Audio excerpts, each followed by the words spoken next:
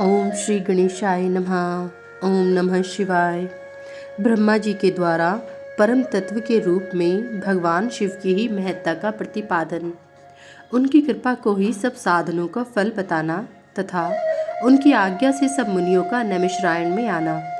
ब्रह्मा जी ने कहा, मुनियों, जिन्हें न पाकर मन सहित वाणी भी लौट आती है, जिनके आनंद में स्वरूप का अनुभव करने वाला पुरुष कभी भी किसी से नहीं डरता, जिनसे संपूर्ण भूतों और इंद्रियों के साथ ब्रह्मा, विष्णु, रुद्र और इंद्र पूर्वक ये समस्त जगत पहले प्रकट होता है, जो कारणों के भी सृष्टा और विचारक परम कारण हैं, जिनके सिवा और किसी से कभी भी जगत की उत्पत्ति नहीं होती, संपूर्ण ऐश्वर्य से संपन्न होने के कारण जो स्वयं ही सर्वेश्वर नाम धारण करते हैं, सब मुमुक्षु जिन शंभु का अपने हृदय आकाश के भीतर ध्यान करते हैं, जिन्होंने सबसे पहले मुझे ही अपने पुत्र के रूप में उत्पन्न किया और मुझे ही संपूर्ण वेदों का ज्ञान दिया, जिनके कृपा प्रसाद से मैंने यह प्रजापति पद प्राप्त किया है, जो ईश्वर अकेले ही वृक्ष की भांति निश्चल भाव से प्रकाशमान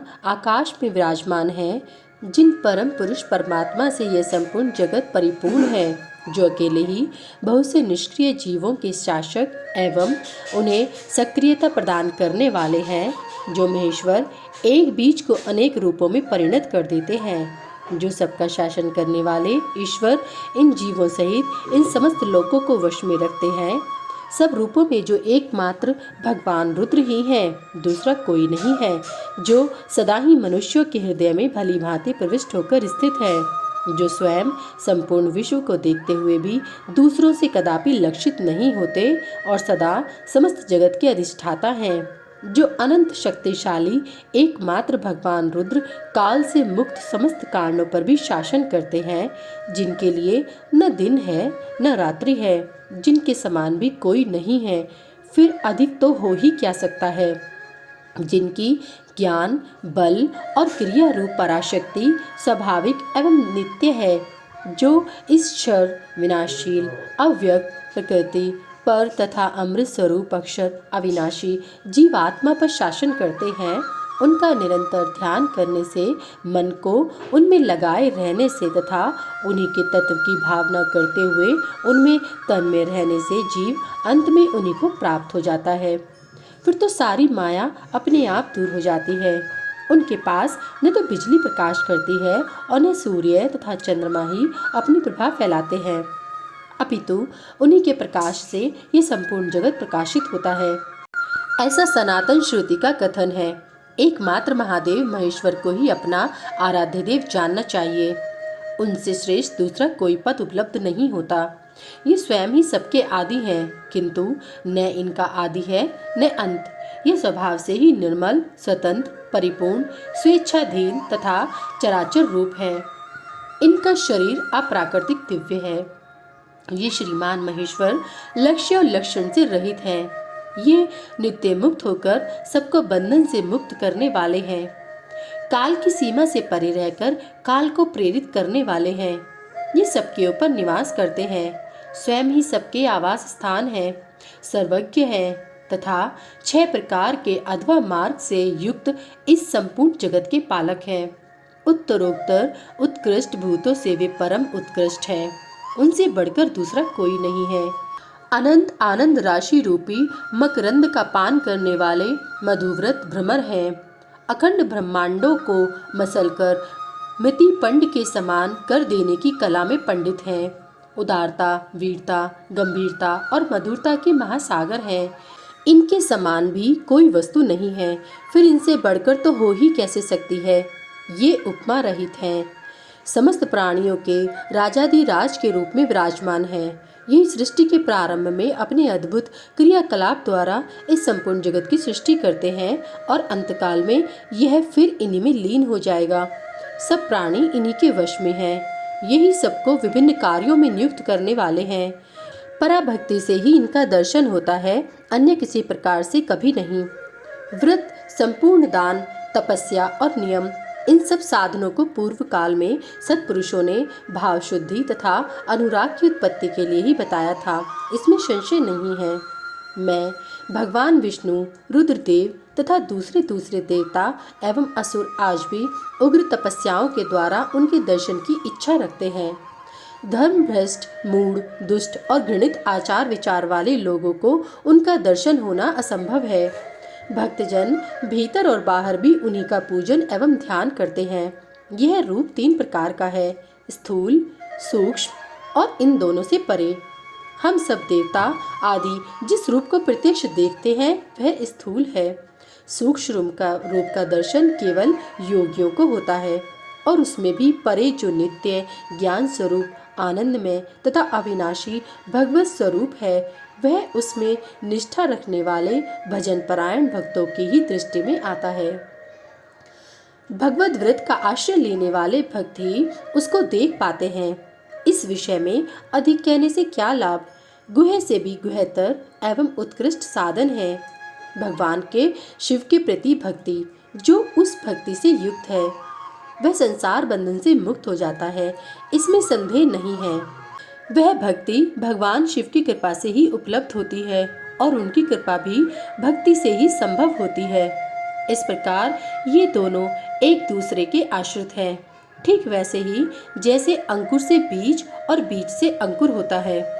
जीव को भगवत कृपा से ही सर्वत्र सिद्धियां मिलती हैं। संपूर्ण साधनों से अंत में भगवान की कृपा ही साध्य है। अंतःकरण की शुद्धि या प्रसाद का साधन है। धर्म और उस धर्म के स्वरूप का प्रतिपादन वेद ने किया है। वेदों के अभ्यास से पहले के पुण्य और पापों में समता आती है। उस समता से प्रसाद, प्रसन्नता या अंतःशुद्धि का संपर्क प्राप्त होता है और उससे धर्म की वृद्धि होती है।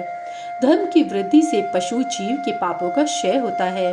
इस तरह जिसके पाप क्षीण हो गए हैं, उस जीव को अनेक जन्मों के अभ्यास से क्रमश उमा महेश्वर के तत्व का ज्ञान प्राप्त होकर उसके हृदय में उनके प्रति भक्ति का उदय होता है। उस भक्ति भाव के अनुरूप ही महेश्वर के कृपा प्रसाद का उद्रेक होता है।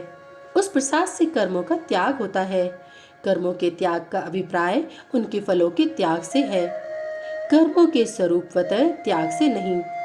अतः यह सिद्ध हुआ कि कर्म फलों के त्याग से शिव धर्म में मंगलमयी प्रवृत्ति होती है।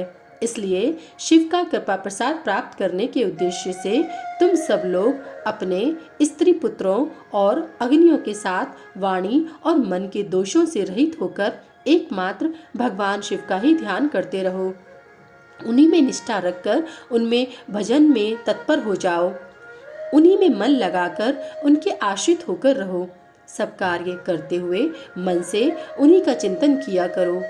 1 सहस्त्र दिव्य वर्षों के लिए दीर्घकालिक यज्ञ का आरंभ करके उसे पूर्ण करो।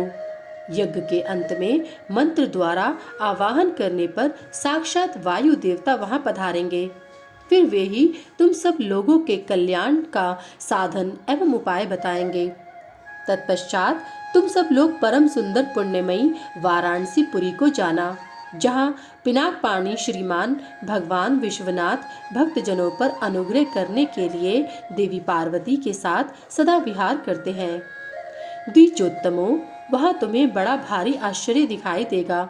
उस आश्चर्य को देखकर तुम फिर मेरे पास आना, तब मैं तुम्हें मोक्ष का उपाय बताऊंगा। उस उपाय से एक ही जन्म में मुक्ति तुम्हारे हाथों में आ जाएगी, जो अनेक जन्मों के संसार बंधन से छुटकारा दिलाने वाली होगी। यह मैंने मनोमय चक्र का निर्माण किया है। इस चक्र को मैं यहाँ से छोड़ता हूँ।